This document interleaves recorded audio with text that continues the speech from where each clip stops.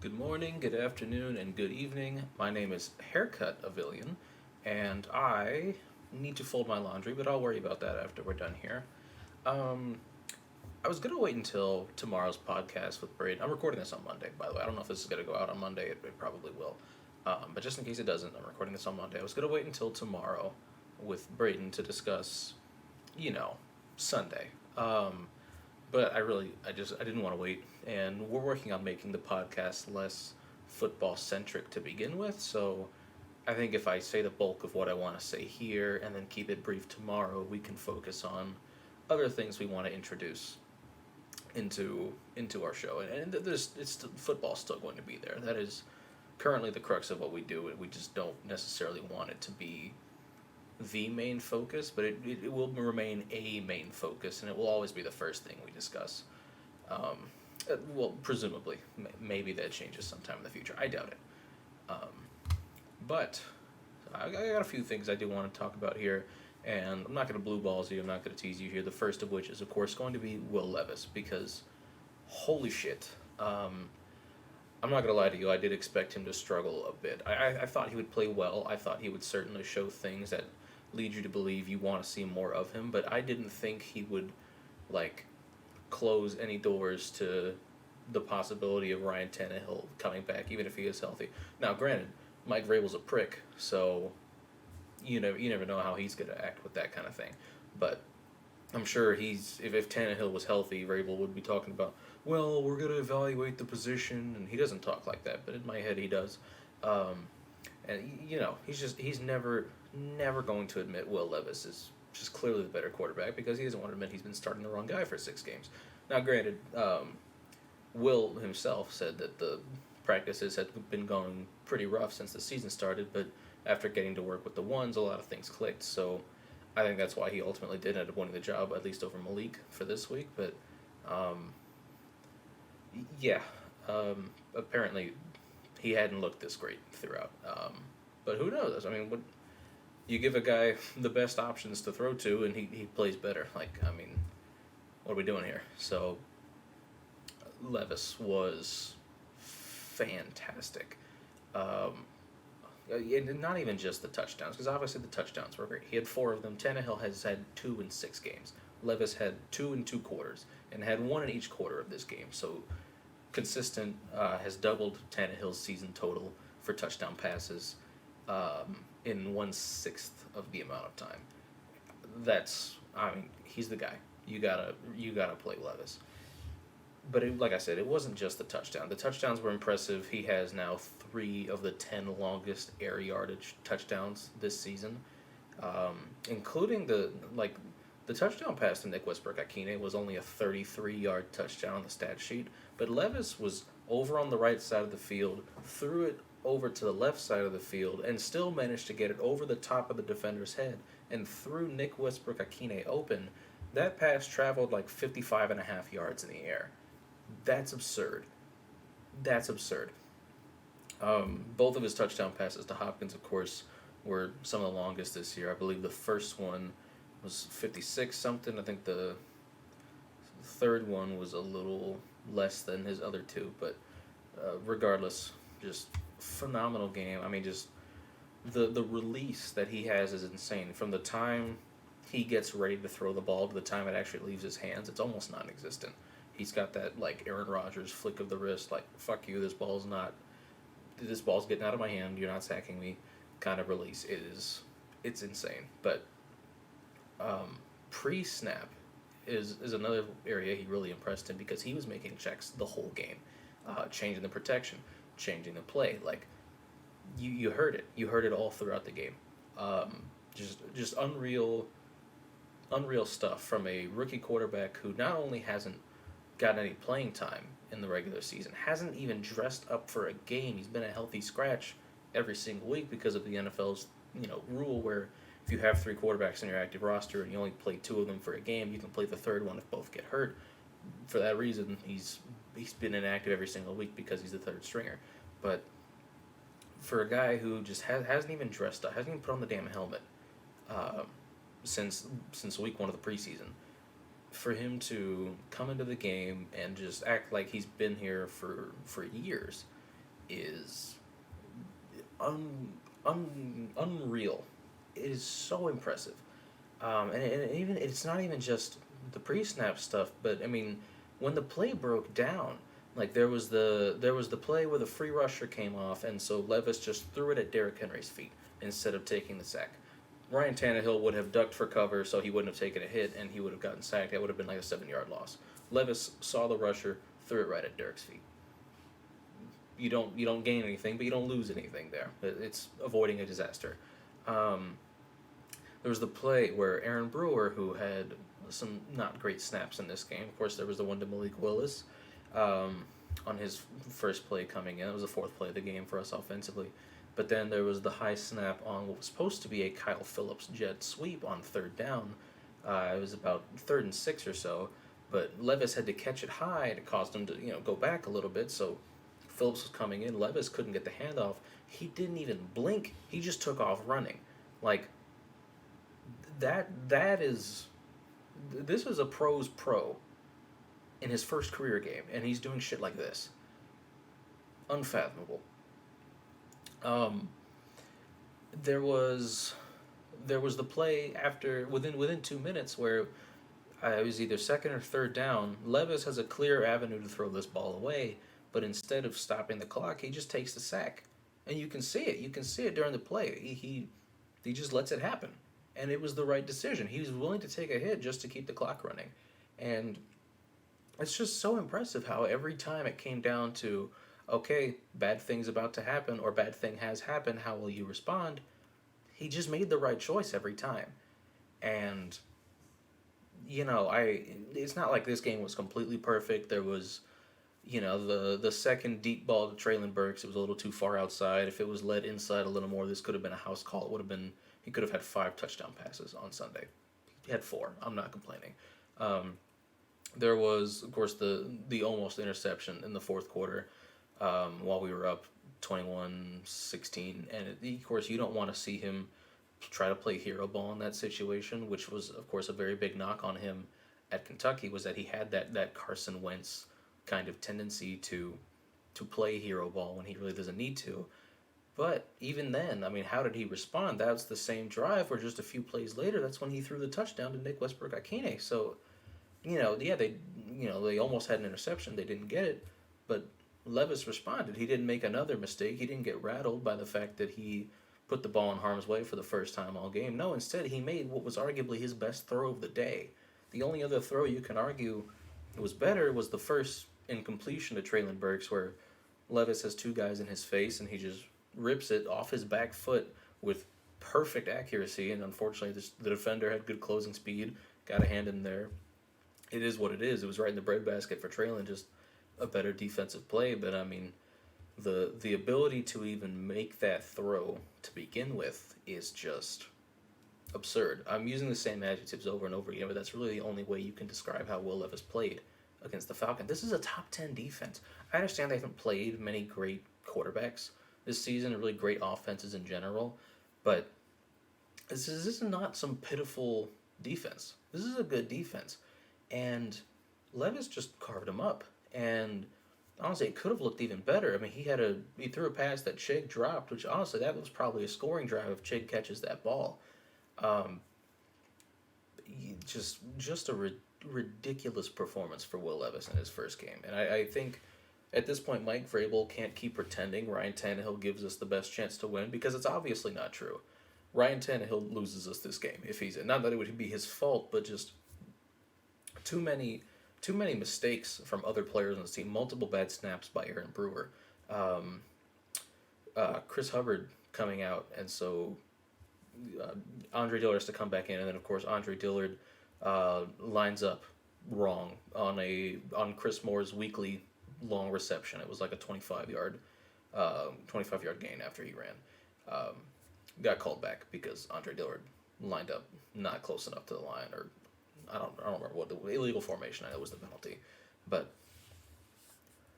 these sorts of mistakes, shooting ourselves in the foot, just like we've been doing all season long. It was no different in this game. Defense really let Atlanta come back into the second half. Now, granted, you game plan for Desmond Ridder.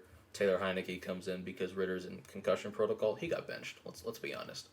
Not to say that he wasn't in concussion protocol, but he did clear it during the game and still didn't come back in. I understand they're being cautious, but Taylor Heineke was running that offense so much better than Desmond Ritter is. And honestly, Heineke's a better quarterback than Ritter. He has been for quite some time now. Heineke has never been some scrub. Ever since he started in a playoff game for Washington against Tampa Bay a few years ago, like he lit it up in that game. He looked awesome. He was the reason they were so close. Him and the defense, but Heineke got the opportunity to get a lot of playing time in the future there on too, and he played relatively well. And I mean, easily one of the best backups in the league. I think you can argue he's probably a top 30 quarterback in the NFL. And I'm not sure Desmond Ritter is. So the defense definitely let Atlanta back into this game to some degree in the second half, but the offense kept the pressure going. We had a 14-3 lead going into halftime. We scored 14 points again in the second half. I can't remember the last time the Titans offense had equal first and second halves in terms of points. It's been a while. It's usually one or the other. Usually it's the first half, but no, not yesterday. Yesterday it was the same, 14-14. Levis, 1 touchdown per quarter. He just consistent. Never got too high, never got too low. He was just the same guy all game long. And we had there was the Harold Landry roughing the passer towards the end of the game. We only had 1 sack in the second half as opposed to the 5 that we had in the first half, kind of similar to the New Orleans game. Just not applying the same pressure, not being able to really, because Heineke just got rid of the ball quicker, was moving more than Ritter was. And again, the point is, this was not a perfect game by the Tennessee Titans. It was not. We handed Atlanta a field goal by putting Malik in for a play after Levis had just gotten a first down on the QB sneak. Malik goes in. It was a terrible snap by Aaron Brewer, but on the one hand, Levis is 4 inches taller than Malik. Levis has no problem catching that snap. And 2, Malik just didn't really dive for the ball as well. Like, it kind of looked like Cam Newton in the Super Bowl, where he just sort of looked at it for a second. I don't know. I mean, I don't like the boos. I don't like booing Malik. I understand they probably weren't booing Malik as much as they were booing the fact that Levis had gone off the field. Because, I mean, I'm right there with them. I didn't want to see Levis get off the field for any reason. But the second time Willis was on the field, it was a 4-yard gain. That's not something. It's not something worth booing over. And the way Levis handled that post game by, calling out the fans who booed Malik when he came, like that's maturity right there. That's a great cherry on top to just an incredible performance for him. And I mean, he's the reason we won this game. Henry was awesome. Hopkins was awesome. Pass rush was awesome, at least in the first half. It was still, got some in the second half too. But just all in all, just great performance from Levis, and a good win. A win that makes you feel better about where we're at, because now it feels like there's hope, at least for the future. Even if we're 3-4 now. We still have a losing record. It's still going to be a while before. It's a long season.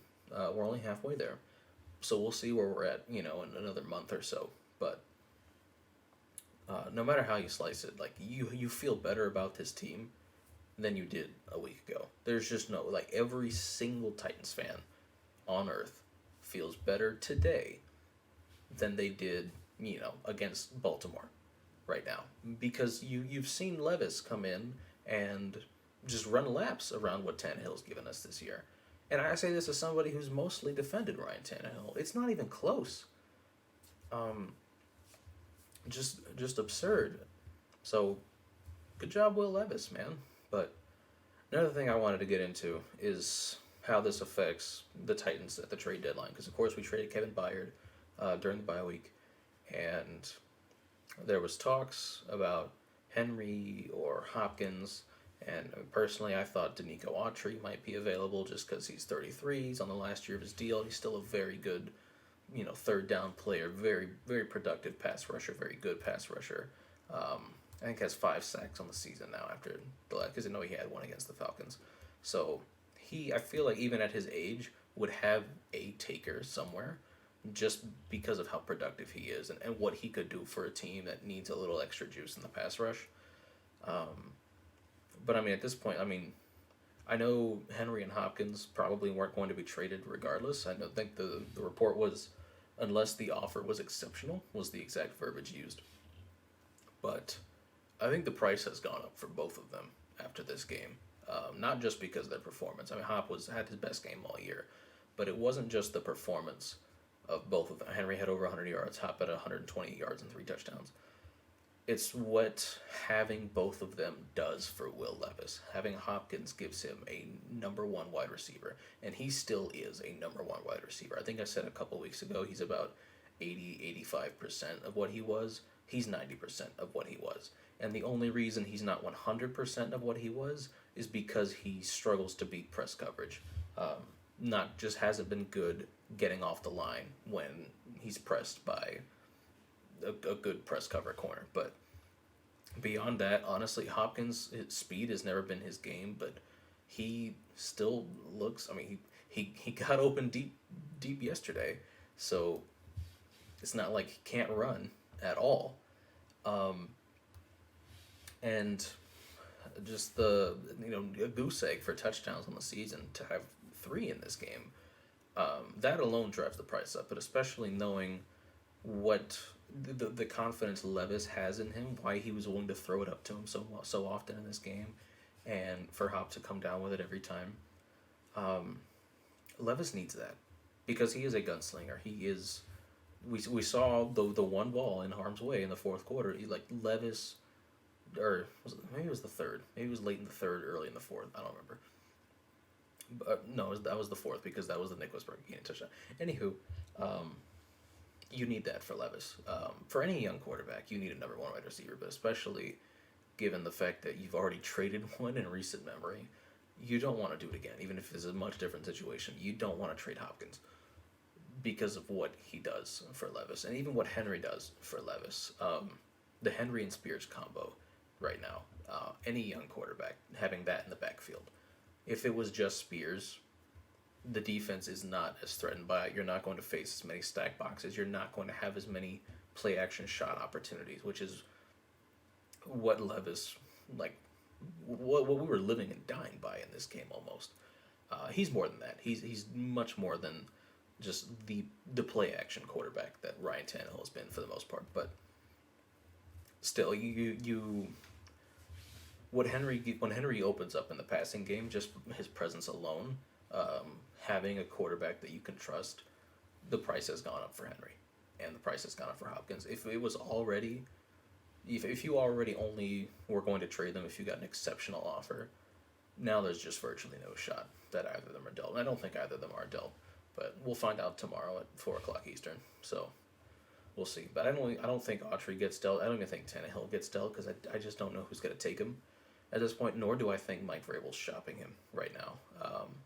If Tannehill had gotten hurt a week or two earlier, and Levis had had a few games like this already, maybe we'd be shopping Ryan Tannehill. But even then, I don't know that anything in the world would separate Mike Vrabel from Tannehill right now because he's just that stubborn.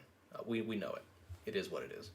I wouldn't be shocked to see Tannehill re-sign on a 1-year deal to back up Levis next year. Don't put it past Mike Vrabel. It's very much in the cards. But I think that's gonna do it for me today. I'm just very happy. I was very pleased. That's the best quarterback performance we've seen in so long. Also, the most points we've scored in a game since 2021. 27 was our season high last year. We've scored it twice this year. Finally scored 28. So, good job, Titans. And also Tim Kelly. Tim Kelly's good. He's not Kyle Shanahan, but I don't think any of us should have expected him to be. He's just not Todd Downing, and that's really what we needed, is just somebody who isn't Todd Downing. And he's much better. He's much more than that.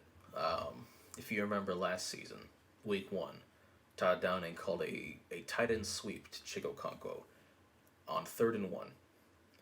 In this game, I think it was either 3rd and 1 or 3rd and 2. Tim Kelly called a fullback dive where the chick was lined up as the fullback, and much more successful play. Chick had like 4 yards and they got the first down, and you know, the same, almost, same caliber play where you're giving the ball as on handoff to Chick Okonkwo to try to do a first down, but one of them just has him just running up the middle, just get the yardage, versus trying to bounce it outside and make something happen. Just a much smarter situational play call while still keeping the defense on their toes. Just he's shown a lot of creativity this year, and that's really what this offense has been lacking for a long time. Even with Arthur Smith, there wasn't a ton of creativity. He showed a little bit on Sunday. He drew up a Jonnu Smith pass to Michael Pruitt in the end zone. He is not calling that against any other team in the league. There's just no shot. He's just petty, and he wanted to call that against Mike Vrabel, and he wanted to see it work because it would have been hilarious, and I would have laughed at it if it had worked because it would have been really fucking funny. But yeah, with that being said, that's gonna do it for me. You guys take care. Peace out.